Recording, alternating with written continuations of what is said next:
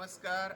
ગુજરાતથી આચાર્ય પંકજભાઈ જોશી આપણી સાથે છે કે જેઓ વાપી મરોલી વિસ્તારમાં જાણીતા ગૌસેવક છે, ગૌમાતાની સેવા કરે છે, તેમજ વિદ્વાન વૈદિક એસ્ટ્રોલોજર છે.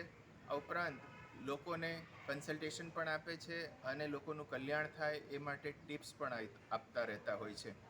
આચાર્ય જોશીજી લોકોને ઉપયોગી થાય એવી ટિપ્સ આપ શું આપશો? આજકાલ ઘણા લોકો દુઃખી હોય છે, કેટલાકના બાળકોનું ભણવામાં મન નથી લાગતું હોતું, કેટલાકને ઘરમાં બીમારી હોય છે, મહેનત કરતા હોય છે પણ એ પ્રમાણે રિઝલ્ટ નથી મળતું.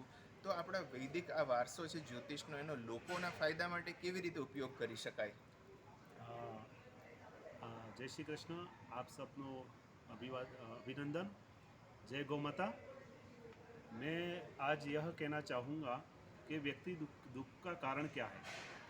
तो पूर्व जन्मकृत उस आत्मा जब शरीर धारण करती है तो उसके साथ उसके कर्म आते हैं और कर्म के द्वारा ही उसको सुख और दुख की प्राप्ति होती है। संसार में ये 5 जो तत्व हैं, अग्नि, वायु, पृथ्वी, जल और तेज, ठीक है, और उसके साथ है जो जन्म देने वाले माता और पिता, और उसके बाद है चंद्रमा और सूर्य। ये 9 तत्व हैं ऐसे जिनका प्रतिदिन व्यक्ति के ऊपर ऋण चढ़ता रहता है, ठीक है। तो क्या इन सभी प्रकृति की जो चीज़ों का उपयोग करते हैं, क्या कभी व्यक्ति के मन में होता है कि मैं इसके प्रति समर्पित हो जाऊं, त्याग करूं, सेवा करूं? ये भावना जब तक नहीं आएगी तब तक आप सुखी नहीं हो सकते। अब सुख को प्राप्त करने के लिए क्या कर सकते हैं? ज्योतिष अपने जीवन में कैसे आपके लिए उपयोग हो सकता है? तो आप जहाँ रह रहे हैं, तो जैसे आपका शुक्र खराब है, आपका गुरु खराब है, आपका सूर्य खराब है, तो आप प्रकृति के अनुकूल कार्य करें। तो प्रकृति क्या है? तो प्रकृति के अंदर जैसे आपका गुरु खराब है तो आप पीपल का वृक्ष लगाएं। जैसे आपके गुरु अगर पीड़ित हैं तो गुरुवार के दिन आप 5 पीपल के वृक्ष कहीं न कहीं, जहाँ स्कूल हो, मंदिर हो, अथवा धर्मशाला हो या गौशाला हो या कोई अस्पताल हो, वहाँ जाके पीपल के पेड़ गुरुवार को आपको लगाने हैं। जैसे आपका सूर्य अगर खराब है तो सूर्य के लिए आप क्या कर सकते हैं? सूर्य को अगर उच्च करना है, अच्छा करना है, आपको उसका फल प्राप्त करना है। सूर्य यानी सरकार, पावर। हाँ, सरकार से प्राप्ति, राज सत्ता के द्वारा लाभ, और सूर्य पिता है। हाँ, सूर्य पिता सूर्य है। सबसे महत्वपूर्ण है। हाँ तो जी। सूर्य के लिए क्या करना चाहिए? तो सूर्य के लिए यही है कि सूर्य के लिए आम का जो वृक्ष है वो आप लगाएं। तो उसमें भगवान श्री हरि नारायण का भी वास बताया है, ठीक है। गीता में भी कहा है कि वृक्षेभ्यो देवेभ्यो नमः। वृक्ष के अंदर भगवान श्री हरि नारायण का वास है। तो सूर्य की उपासना करनी है तो सूर्य को अर्घ्य प्रदान करें, माँ पिता की सेवा करें, और 5 वृक्ष कम से कम रविवार के दिन आप लगाएं। जैसे आपको अपने दाम्पत्य जीवन में अगर सुख समृद्धि चाहिए तो दाम्पत्य जीवन के लिए जो कड़वा नीम है उसको आप कहीं पे भी लगाएं 5, ठीक है। तो आपका शुक्र भी मजबूत होगा, प्रकृति की अनुकूल आपको प्राप्त होगा, अच्छा कृपा प्राप्त होगी और आपका जीवन अच्छा रहेगा। जैसे चंद्रमा के लिए है आंवला का वृक्ष, जैसे बेल का वृक्ष, वो लगाएं, आपका अच्छा रहेगा। और इन सभी को अगर नहीं कर पाते हैं, जैसे आप इन सभी उपायों को अगर करना चाहें तो भी व्यक्ति, जैसे शहर में रहने वाला व्यक्ति कहाँ पे करेगा? तो उसके लिए आपके जीवन में एक प्रतिबद्ध होना पड़ेगा, आपको एक संकल्प करना पड़ेगा। इस प्रकृति को जीवित रखने के लिए एकमात्र जो है वो भगवान श्री हरि नारायण बोल रहे हैं। क्या कह रहे हैं? गावो ममाग्रत संतु, गाँव में संतु पृष्ठत, गाँव में हृदय संतु, गवा मध्य वसाम्य हम।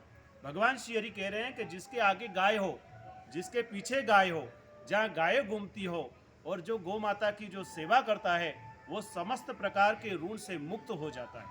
आपके जीवन में पूर्व जन्मकृत जो पाप हैं और प्रकृति का जो नित्य ऋण जो चल रहा है, आप आकाश को शुद्ध नहीं कर सकते हैं, वायु को शुद्ध नहीं कर सकते हैं, अग्नि को शुद्ध नहीं कर सकते हैं, माँ बाप के ऋण को भी आप उतार नहीं सकते हैं। परंतु अगर आप एक गौ माता को अगर आप उसकी सेवा का संकल्प ले लेंगे तो आपके जीवन में 9 प्रकार के ऋण से आप मुक्त हो जाएंगे। इस जन्म में तो आप सुख प्राप्त करेंगे, आपकी आने वाली पीढ़ी सुख प्राप्त करेगी और भावी जीवन भी आपका अच्छा रहेगा।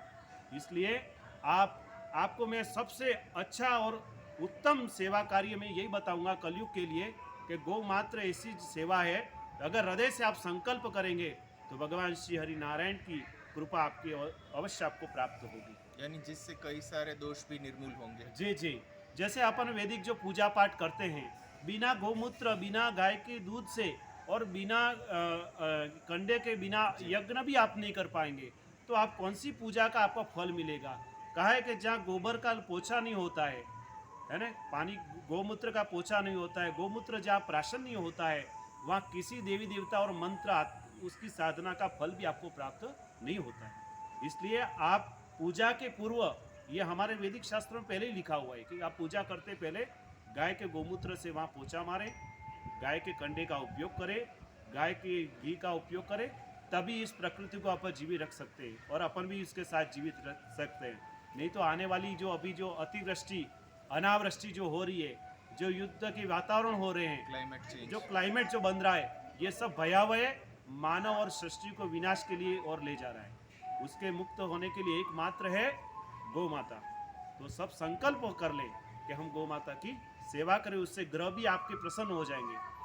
सूर्य भगवान जो है वो गाय के खुर के अंदर है। जैसे आप उसके अंदर हाथ फिराते हैं, घुमाते हैं और आप कुछ खिलाते हैं, तो वैसे ही आपका सूर्य मजबूत हो जाएगा और आप जीवन में सुखी रहेंगे। बहुत अच्छी बात गौ माता के बारे में आपने बताई आचार्य जी, क्योंकि वेस्ट में काउ कडलिंग का कॉन्सेप्ट बहुत पॉपुलर हो रहा है, जहाँ जो मनोचिकित्सक है वो प्रिस्क्रिप्शन में अपने पेशेंट को बताते हैं कि आपको मानसिक बीमारी है, प्रॉब्लम है, अकेलापन महसूस करते हैं, व्यथित रहते हैं, तो जाइए 1 घंटा 2 घंटा आप गौ माता के साथ बिताइए और उसके लिए गाय का मालिक बाकायदा चार्ज भी लेता है। तो ये एक सर्टिफाइड पद्धति है और अपने यहाँ तो ये विरासत में है। और सबसे अधिक लाभ देसी गौ माता की सेवा का मिलता है, जिसके पास खुंद है, जैसे आपने बताया, जैसे अपने यहाँ गिर गाय होती है, कांकरेजी टांगी गाय होती है। तो मित्रों, हमें उम्मीद है कि आप अवश्य गौ माता से जुड़ेंगे और पंडित जी ने जो उपाय बताए हैं उससे आपको लाभ होगा। और अधिक जानकारी के लिए आप जुड़ना चाहें तो आप आचार्य पंकज जोशी जी का संपर्क कर सकते हैं। संपर्क सूत्र बता दीजिए। मैं आचार्य पंकज कुमार जोशी, गुजरात वापी मोरोली गांव में रहता हूं। वहां काल भैरव का मंदिर है। वहां शनिवार, मंगलवार और रविवार हमारी बैठक है। हमारा मोबाइल नंबर है 9925724524। आप अवश्य ही संपर्क कर सकते हैं। एक ज्योतिष अपने जीवन में बहुत ही उपयोगी है भाई। समाज सेवक है। हाँ, समाज सेवक है और उसके द्वारा आप बहुत कुछ लाभ ले सकते हैं। बहुत जी। धन्यवाद सर। धन्यवाद आप सबका। जय श्री कृष्ण।